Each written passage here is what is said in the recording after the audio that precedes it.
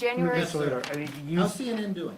we're doing You guys okay. okay? Yes, you battled the creation of an outside commission from the start. You also opposed the select committee. Well, You that's said- not true. Well, you also Go said. ahead, ask your question. Can I- I'll okay. verify what's true or not. I appreciate that. But you said, sure, you'd be willing to testify about your conversations Now, with what was Donald the date of Trump. that? That was in May of last year. Okay.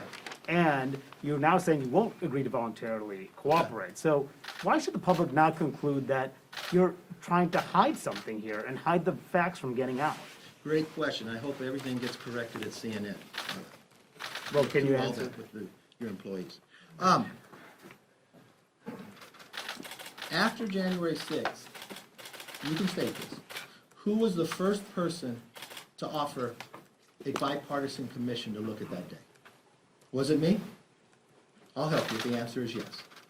Nancy Pelosi waited 4 months. In that time period, as we came here and discussed many times, we'd ask some questions. My fear began to erode that she'd play politics with this.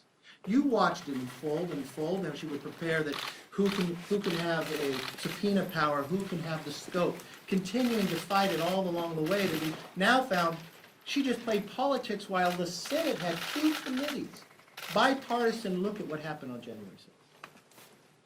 The FBI was doing their own investigation. And you all know the role of Congress, the only role we have is legislative. You asked me that question in May. That was 2 months before Nancy Pelosi decided for the first time in history by any speaker to deny the minority to even put their individuals on a committee.